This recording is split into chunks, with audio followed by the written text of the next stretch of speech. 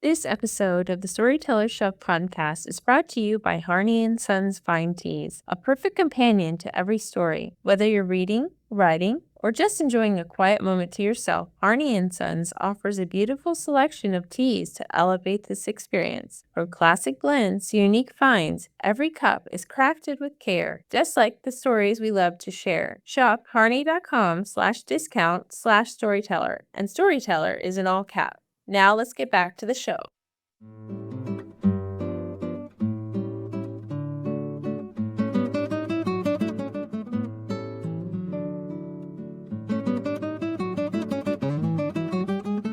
Hi, friends, and welcome back to the Storyteller Shelf podcast. It's Jackie here with my co host Teresa, and today's guest really needs no introduction. He is a New York Times bestselling author, the guitar strumming, rhyme dropping literacy advocate, and the original voice behind Pete the Cat. That's right, we're joined by Eric Litwin today, the multi talented author musician who's made a global impact helping kids fall in love with reading through rhyme and story. Eric, it's awesome to have you here today. Thank you. It's nice to be here. It's good to see both of you, and I'm looking forward to the conversation. So are we. So, our first question is we want to rewind the clock a little bit and go back to the beginning. So, could you tell us what inspired your very first children's book? Okay. Well, my very first children's book is Pete the Cat, I Love My White Shoes. And although I have no favorite book, this book holds a very special place in my heart because this is the book that has paid off my mortgage. It's also the book that's opened up so many opportunities, and it's my best known book. Basically, I was a teacher for many years. I was teaching third grade, fourth grade, and fifth grade. And I noticed that many of my students no longer loved reading. But when I would walk by the kindergarten classroom, they all loved reading, right? Demonstratively. They would hug the books. You could hear and see the joy in their faces. And at one point, I started to get very concerned because if a third grader does not love reading, obviously, what will they do less of? Reading, right. Then they'll get worse and worse. They'll fall further and further behind. Everything in education, the bedrock of it is reading. So I asked a simple question. What happened between kindergarten and third grade? Where did the love of reading go? I became deeply concerned that the problem was that the students who didn't love reading, in my opinion, in my teacher's perception, probably struggled with reading instruction. So reading instruction starts about first grade. And my thought was they struggled in first, they struggled in second, by third they didn't love reading. And I began to become concerned, like, why were they struggling? And what my insights told me is it's because they didn't have a strong reading foundation. And there's a lot of reasons for this, but I was deeply concerned of the reason having to do with television and video games and electronic devices. And I started thinking, we need to make reading more fun than any electronic device could ever hope to be. And we can. And so I started thinking about how to optimize books. This would include using interactive techniques like call and response. Did Pete cry? Goodness, no. Music. And I worked on this concept for about 10 years as a entertainer. I would go around to educational entertainer. I'd go around to schools, I'd give performances, and I was building my stories, building my understanding of how kids respond to stories. And then after about a decade, it was time to turn it into a book. Locally, I lived in Atlanta. I worked in Atlanta at all the different schools.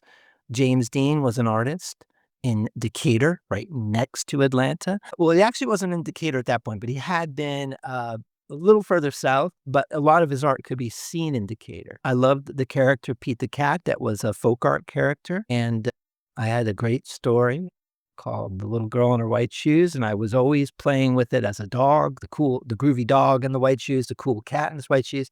And I thought maybe these two things could blend. And we decided to work together, and that's how we created Pete the Cat. I Love My White Shoes. So we did it completely on our own. That is an amazing observation. And I think a lot of our guests have expressed seeing the same thing happen today. But we also have a lot of movements and people like you who are advocates that are trying to solve that gap between reading between the grades. If you don't mind, I'd love to ask you a little bit more on the publication pathway of Pete the Cat. So how did you get the book published? So the path for Pete the Cat to be published was completely non-traditional. Originally, Pete the Cat was in a CD I created called The Big Silly. And we put the story in the CD with a little story booklet was the idea. But it came out so well. And then James and I talked about it and we decided let's publish a book. Let's turn this into a book. And once we did that, we got so much community support. A book publisher, Elizabeth DeLumba, who is just a phenomenal writer and illustrator and teacher. She kind of took us under the wing and gave us a lot of good counsel. Bookstores were excited. People were excited for us to do this. And we were both local, both known locally. We spent 2 years studying books. We studied a lot of Mo Willems books. And when we published, we self-published. Pete the Cat and His White Shoes. We created our own little publishing company. And the only thing that's different about this book and the one we self-published is the cover. Everything else is exactly the same. And so it was a collaborative effort. It was a lot of support from the community, a lot of freelance artists and counselors who really helped us because there was no money here. We were just going to do this. And I had always wanted to create a book because of my interest in giving an example of what a interactive book would look like. As we talked about earlier, a book that is more exciting than any electronic device, but also optimized to have the greatest impact. And that optimization has a lot to do with the interactivity between the child and the caregiver. And that gets built into the book. And this is really important as we try to build reading foundations. So we self-published. The goal was I was going to sell it at my performances. James would sell it at art shows. We would put it in local bookstores. And we did. We put it in Little Shop of Stories. And people came in and bought one. They come back the next day and buy 3 or 4 more. And we knew pretty quickly that we were on to something. And then, so Little Shop of Stories and also a bookstore in Alabama. Oh, I've forgotten their name. I'm so sorry to this bookstore because we are indebted to them. But they also, both these bookstores were giving our book to the representatives of publishers saying, these guys are the next hit. And we got a couple offers and we ended up working with HarperCollins. I have to chime in here because that is so inspiring that you first start off self-published because I'm self-published. I like how you take the books. So to your shows and then James went to art shows, all of those things. You have to step out of the box as a self-published author. Because there's a number of things we did that I would love to share with people who want to self-publish. The first thing is we spent 2 years studying publishing, right? We didn't just publish the book. And one thing that publishers will say is in a lot of cases, they can tell when the book is self-published because you're missing just certain basics. So the first thing we did is we did our homework. We got advice. We got consultation. They worked for such reasonable prices, but like a book designer, and we took our time. Second, we didn't spend an enormous amount of money, right? I mean, we spent a certain amount to buy a certain number of books with the understanding that we were going to sell them, right? You cannot depend upon your local bookstores to sell the books for you. So self-published folks, I think a lot of this goes back to self-promotion. You've got to get out there. If you've got something worthwhile to say, if you have something important to say, you've got to really get out there and say it. And you've got to do presentations, and every chance you get, you've got to share your work and you've got to show your work and you've got to sell your book. And the more books you sell, the more people you help. So that's part of the journey. We didn't just write it and then quickly publish it and hope someone else would get it out into the world. It just doesn't, for us, it didn't work that way. Hey, storytellers! If you're still juggling Word docs, sticky notes, and 47 browser tabs to keep your story straight, it's time to simplify your writing life. Meet Scrivener, the writing software built by writers for writers. Whether you're drafting a novel, a picture book, or even a dissertation, Scrivener helps you organize your scenes, research, and revisions all in one beautifully structured workspace. Many of our guests on the Storyteller Shelf podcast have raved about Scrivener and how it completely changed their writing flow. You can move chapters around with a click, store your notes right next to your draft, and even set word count goals that actually keep you motivated. Curious? Check out our affiliate link. It helps support the show at no extra cost to you. And let us know if you give it a try. We'd love to hear how it helps your writing process. Also, publishers know what has succeeded yesterday, right? They don't know what's going to succeed tomorrow. So they base their calculations on past success, but the world is changing very quickly. But there is an understandable fear of things that are different, right? Now, this is a book, a singing book about a cat that steps in a large pile of stuff. What chance did that have in the committee of folks who look at books and say, I think this is a great idea. A blue cat, white sneaker snaps in a pile of something. No way. And you have to sometimes just understand if you're doing something that's a step ahead of your time, or it's just there's no precedent for it, you may have to make your own path. And there's nothing wrong with that. It's just a lot of work.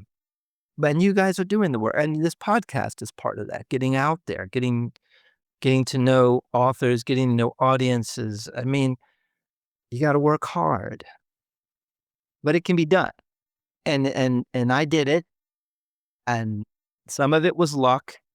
Some of it's talent. And some of it's just hard work. Don't forget to be lucky and develop your craft. I mean, develop your talents endlessly, and not just internal development. Develop the communication of your talent to others, right? It's about sharing that talent. It's about how you impact their lives in a positive way. And that it's a craft. Can I ask about your emotional state during that time with your team when you were in the process of self-publishing and taking in all of this industry knowledge? Did you ever have a point that you felt down, or were you resilient throughout? It's not an either or. It's not like I feel down and then I feel up. I always feel a little down. Even for today, I spend a lot of my time focusing on the impact of digital devices on early reading as well as other variables that affect learning, like attention and things like that. And I get up and it's distressing, and then I get out there and I do my work, right? I mean, so I'm always a little distressed. I'm also always somewhat optimistic because we can change all these things. There's nothing stopping us, right? You can't do it alone. So that's why you do podcasts and you do articles and you go to schools and in this podcast, I will talk about the importance of interactive reading for young children and some other things as well that will help with the negative consequences of passive screen time, right? Which is a deep concern of mine, has been for years and years from when I was a teacher. So do I get distressed? Absolutely. Do I feel optimistic? Yeah, absolutely. And sometimes the best remedy for just feeling distressed is shooting for the moon and working towards it.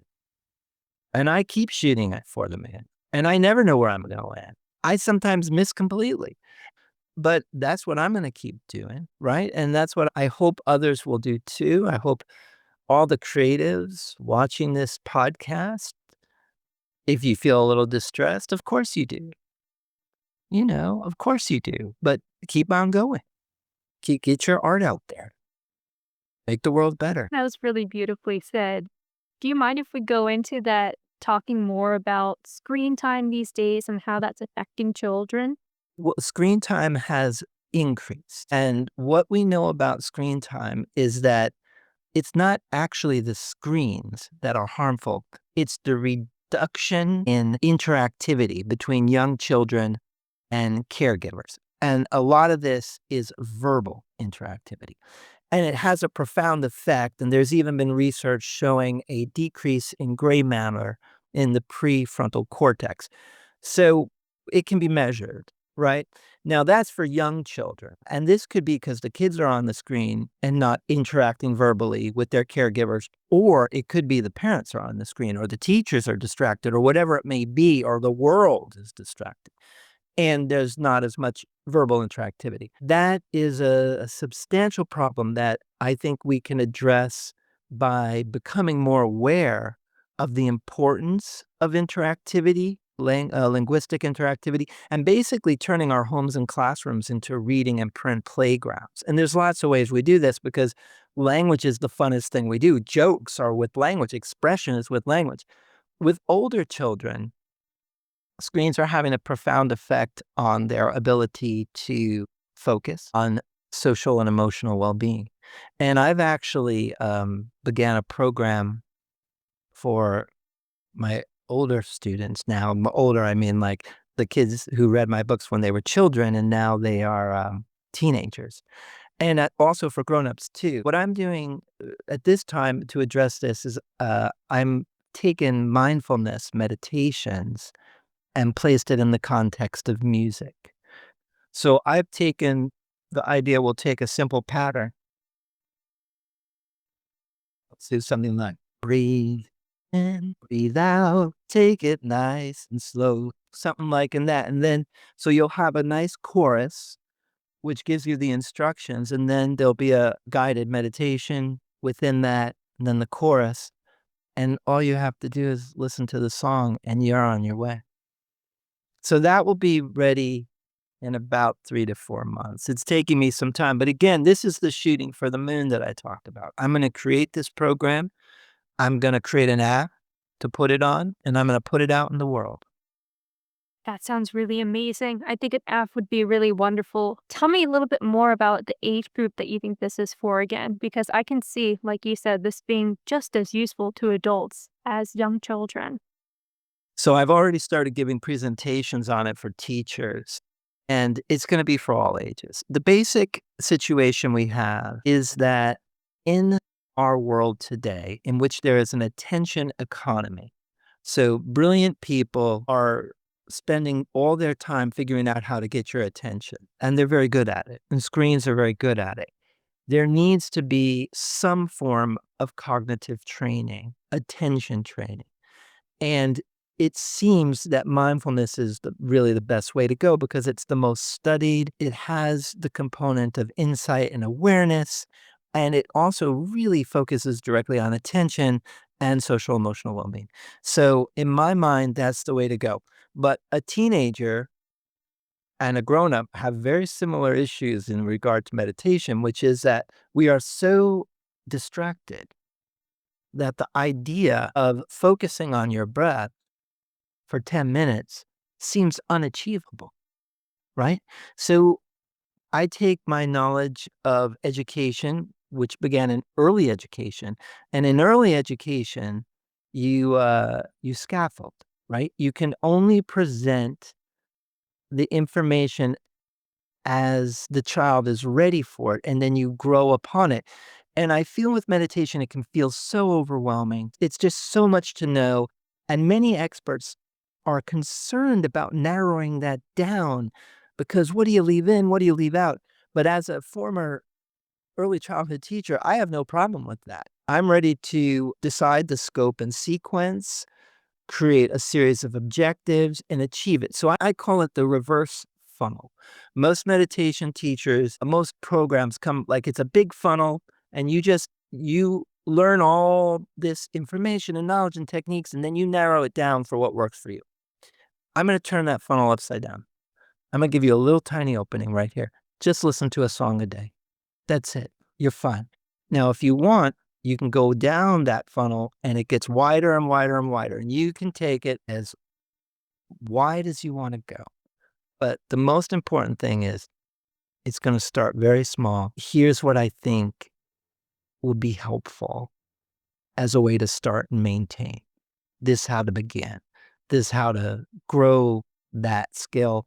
And then once you've got that, stick with my program, move to another, whatever you wish. But I just want you to start and succeed and enjoy it, because we do need to train our attention and our minds to be healthy in our attention economy world that we've inherited. And these ideas are very similar to the books I've written. And if you want to, you can mix it in with little positivity, and mindfulness helps with positivity also. I was going to ask about that next, if there was a component of positive self-speak and affirmations in it. Well, there is, in the regard to the loving kindness meditations, where you cultivate loving and kind feelings towards yourself and others. It's also, I think, a very good approach to positivity. Positivity's gotten a lot of pushback recently, right? If you're being positive all the time, you're in denial of what's actually happening. And what mindfulness does, it's a perfect balance, because mindfulness is training you how to accept things as they are, right? Positivity is how to make things better, right? And it's like two oars on a rowboat, right? If you just do positivity, you're going around in a circle, right? Because you're not accepting things as they are. And when you don't accept things, how can you truly appreciate what you have? You see so many examples of people who have everything and they can't appreciate it, right? So then you have the other way of appreciating things. Well, that's great. But if you don't also try and make things better, what are you doing? So you put the two together, you appreciate what you have, you make things better. Now you're moving. Now you're getting somewhere. So I think positivity and attention training or mindfulness go hand in hand like two oars of a rope. Your books are known for making reading fun. Why is music such an effective tool in teaching early literacy? And how can music storytelling support struggling and reluctant readers? Okay, so there's a number of reasons. So when we talk about music, to some degree, we're talking about songs, right? We're talking about music that includes words. So once you say that, you have words, right? And what a great way to experience words. So if songs have words and they're interesting words, you're building vocabulary. That's pretty obvious. But you're also speaking the words with expression, right? Oh, and vocabulary is one of the pillars in the 5 pillars of reading, right? We just hit one of those pillars. Now, another one of the pillars that's very, very important is phonemic awareness, and the other pillar is phonological awareness. So one is your basic sounds, and the other is the combination of letters to create sounds within words. So if you take something like somebody's trying to learn the R sound and you sing red roses under our noses, red roses in lovely lines. We're getting the L sound, we're getting the R sound, we're getting lots of phonemic awareness. We're also getting a great deal of phonological awareness because we're putting those letters together to make words and to make parts of words, beginnings and ends. So songs and music help with vocabulary, help with phonemic awareness, help with phonological awareness. Those are 3 of the pillars of the 5 pillars of reading. But now we also have expression, right? Where we're not going to say red roses, we'll say red roses under our noses, right? We're going to be expressive. Expression is probably the most important part of fluency, which is another pillar, the 4th pillar. And because when you're expressive, well, that's part of fluency. It's called prosody. And a lot of times fluency gets confused as being mostly about the number of words per minute and accuracy. And that's unfortunate. Those are just the things that are easily measurable. But the real point of fluency is the flow of reading. Music also has rhythm and rhyme, so it's helping so much with fluency. Fluency is considered, according to Tim Rosinski, who's one of the most respected professors in regard to fluency. Fluency, he says, is the bridge to comprehension. There's your 5th pillar of reading. Comprehension is the understanding. So when you say something like, I love you, you could say, I love you. That's one meaning. Or you can say, I love you. And that's an entirely different meaning, right? So how you say things, how you express things reciprocity, fluency, leads to understanding, leads to comprehension. So everything, every pillar in the pillars of reading is impacted by music, by song. And it's fun and engaging. Now, that's not one of the 5 pillars, but it should be, right? Because we need engagement. And if you're not engaged, how much are you learning, right? So there's another way that it becomes important. It also lends itself to people joining you, right? So music is very good for repetition. So we can take a little phrase, say something like, I love my white shoes. I love my white shoes. I love my white shoes. All of a sudden, it's a lot more fun than just saying, I love my white shoes. I love my white shoes. Now you've got movement. Movement gets you engaged. Kids are going to sing along. They're going to sing, I love my white shoes, right? So you've got participation, engagement. All of this is happening and it just looks like fun. So I have a book called The Power of Joyful Reading. This was published with a Scholastic, and it's about how we utilize joy and fun to opt early literacy, which is our goal, right? And not just a goal because we want to, a goal because we have to. Because the world we've inherited with an attention economy is going to call upon us as teachers, as parents, to fully utilize and optimize early language and print experiences so our students and all students are ready. They have a reading foundation. They can succeed in reading instruction, or they're going to end up not liking reading by 3rd grade. And then that is a negative feedback loop we don't want to get to. The music is a mnemonic device, memory device. The repetition is a mnemonic device. And this played out in your actual experiences, and I'm sure other listeners are saying the same thing, but this also plays out in the acquisition of phonemic and phonological awareness, right? It's also the type of thing, there's not enough direct instruction time in the world to learn all the sounds and all the words and all the combination of letters that you need.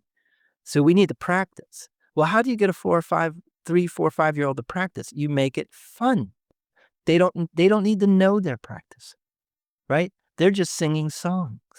They're just hearing poems. We've got my son, I've got a 5-year-old right now. He can't get enough of putting a banana in his ear like Ernie and the Birds. So if we say something he doesn't want to do, right? He runs as fast as he can, grabs a banana and says, "What? What?" And he thinks it's funny. I think we both think it's funny. My wife thinks it's hysterical. But what he's learning, he thinks he's getting out of his chores, right? Or whatever it is. We watch him playing with language, right? So, but it all involves having fun with language, and music makes it easier. But again, it doesn't have, music is good, but other forms of language and expression are also one.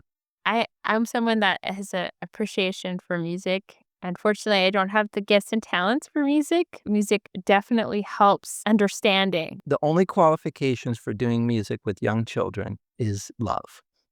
That's it. They don't care how you sound or your tone. They don't care. But one of the points I'd like to make is, in terms of being successful, is I have paired what I deeply care about with my books, right? And this is part of why I'm successful. It's also part of why I keep working at it. It's part of why I never give up, even if I have obstacles. And the passion that I feel is a combination of, I love books and I love creating books, but I also love the entire scope, the entire topic of interactive literacy. And I have been able to form a niche, and this is important. Publishers only do so much. You have to build your own network. And I have a network of people who follow me, many just because of my books, and that's great. But even larger, my base is people who care deeply about early literacy and attention and things like that. And this becomes very important in being a professional writer.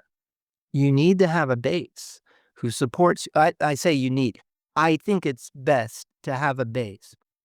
To have a base You need to provide them with something that is of great value to them because they're busy, right? And they have a lot of people they can listen to or a lot of people that they can hire to come and speak at their event. So I think it's very important to be, in some ways, both niche oriented, to have an area where you are an expert and you have something to contribute, as well as being able to produce books that appeal to everybody.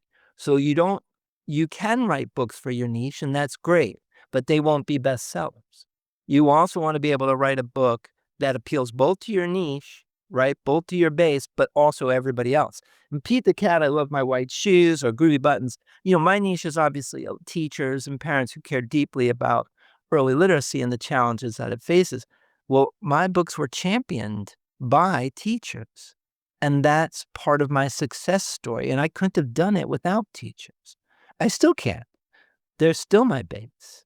So that's one bit of advice I'd give to new authors. What is it you care deeply about? And what do you want to be an expert in and to share with others? And how can you connect that to your books? And I think it does great things. It creates presentations and books that are from the heart. It goes back to, what are you trying to do as an author? And so finding your base to help you as a writer as well, improving your writing. You can't just start writing, go, I'm now a bestseller. I gave presentations at schools for 10 years, developing my craft. I developed my craft by doing 200 to 400 performances a year for 10 years before I Love My White Shoes was ready. And I didn't just develop that book. I had lots of stories I was working on. I mean, dozens and dozens, but that was the one that stood out after a while. And that's when that one was ready. I knew, okay, I've got something here. But every day I would go and do 1 or 2 performances locally in Atlanta. Was the assembly guy, and so I worked very hard on the craft. And then after my books became bestsellers, I still kept doing the exact same thing. And I still, to this day, do shows all over the country and conferences all over the country. I don't do quite as many because I have a 5-year-old now, but I want to be home for him, but I still do quite a few. So you're always working at it. You're always, well, I think it's important to always work at it and also share it. Share it, get feedback. Not how did you like my story? And people will say, oh, it's great. You got to watch the response, and it's got to work on good days and bad days with an audience that can't wait to see you and an audience that they have to be there to get the credit, or whatever. Like, they don't want to be there. And it's got to work on days when people are attentive, days when people are tired. It's got to work all the time. That's when okay, you got a story here. So I've sold over 17 million books, and that's been a very good thing for my family. And if people are interested in that level of success, one of the things for the books that have done really well, all the books didn't do that well, is that they would work anywhere, with any group, at any time, no matter if I was feeling energized or not, my audience was energized or not, this story would always work. And that's one of the ways okay, I got a potential hit. Oh, does your son have a favorite children's book, and does he read any of yours? My son's favorite author is Mo Willems. And I've come to terms with that. But he also loves my books, and he loves my music. And he has a playlist. He has a lot of playlists. He has fallen in love with Pete Seeger, Johnny Cash. He listens to a certain song and then listens to it over and over again. Like, he fell in love with You Are My Sunshine, and he found like 20 different versions, and that's how he found Pete Seeger and Johnny Cash. But he also has an Eric Litwin song playlist, and we listen to it all the time. Honestly, I prefer to listen to Johnny Cash at this point. But so he loves my music, but if he's playing my music and I start to sing along, he'll look at me like, Dad, I can't hear the music. He calls me Poppy. It's like, Papa, I can't hear the music. But it's me. Yeah. Kids are the best because I have 2 kids, and my son is he's my critique group in a way. He'll be like, "Well, I like this. Maybe check this out." They're honest, but get more than just feedback from your family. You've got to get feedback from the whole world. And then for even if you're a big success, if you're a best-selling author, you're not a best-selling author when you're home. Your mama or your papa, and that's good. And you're not a best-selling author when you're with your friends, your old best dear friends. You're just the idiot they've always known, and that's good too. Uh, then you go out to a school, and then it's exciting, and you're a best-selling author, and it's like, oh, I'm a best-selling author. But when you're home, you're just papa. And my son will shush me when he's got music on. He doesn't want me to sing too, and that's fine. Yeah. So, what book do you want to read today? Pete the Cat? Let's do Piggy, an elephant. Oh, okay. As long as he's reading. Eric, are there any other books that you want to talk about? Well, not everyone knows all the books that I've done, so I guess I'll clarify. I'm the author of the original 4 Pete the Cat books. So let's see. I think I have 3 of them here. Pete the Cat, I Love My White Shoes, Pete the Cat and His 4 Groovy Buttons, Pete the Cat, Rockin' in My School Shoes, and then also Pete the Cat Saves Christmas. Um, I also wrote a Nut Family series. Um, and this was fun because they're nuts, literally. It's hazelnut, wally nut. So the nuts keep rolling. There was one, nuts, sing and dance in your polka dot pants, the nuts, bedtime at the nut house. And all of these have music that goes with it. And you can find that music on my website. And then I have a Groovy Joe series, Ice Cream and Dinosaurs, Dance Party Countdown, Groovy Joe, If You're Happy, I Know, Hug a Friend. And then Scholastic did a free book. I don't know. It's hard to find this one. They gave it away. They make 1,000,000 of them and they give them away. You were going to build a rainbow, but you can get the song on my website. Then The Power of Joyful Reading. This is mostly for teachers in early elementary who are interested in what I think should be the 5th pillar of reading, which is engagement and motivation, but also how to build the reading foundation, right? In early education. So we're basically talking 2, 3, 4, 5, 6 years old. What do we do in the classrooms? How do we turn it into a reading playground, but intentionally, right? With goals and objectives. And those goals and objectives are to build a reading foundation. And then finally, the poop song. My wife is a pediatric gastroenterologist. For those familiar with that specialty, it's a doctor who focuses on food coming in, going out, including inflammatory diseases like Crohn's, but also things there are many times where potty training comes up, especially when it becomes a power struggle in the family, when families are overly concerned, understandably, about that you have a certain time frame to be potty trained and the kids they feel going quick enough, and then power struggles evolve, and then they could end up as patients. And so my wife said, it'd be great to have a book where it's poop wherever you want, but the big boys and the big girls are pooping in the potty. And I like to say that I'm a romantic. So if she wanted a poop book, that's what she'll get. Hopefully it's helpful for families in that situation. So those are my books. And I have music CDs. I have 8 music CDs. Whatever streaming service people have, they can look up Eric Litwin, and they'll find them there, or they can find them from my website, which is just my name, ericlitwin.com. And then I'll have a mindfulness through songs program ready. This is, what date is it today? I hope to have this ready in about 4 to 5 months, but I've been saying that for a while now. So, and people are welcome to sign up for my newsletter, where I either will tell you what's ready or give excuses as to why it's not ready. And I try and share a little bit. Well, we are really looking forward to everything you are doing in the next coming months. Maybe sooner, maybe later. I don't know. We'll be following you so that we can find out too. Um, Thank you so much for being here with us today. If you enjoyed this episode, give us a like, subscribe to our channel, and share this with a friend, because we know that other people out there could use this too. And one last thing, if you like freebies, definitely join us in our email newsletter. Pop your email in, it's for free. We don't spam you, but we occasionally send things like career opportunities, awards and contests, and handy dandy things like pitch guides and query guides that you might find very useful. So otherwise, we will let you go today, and we'll see you again next time.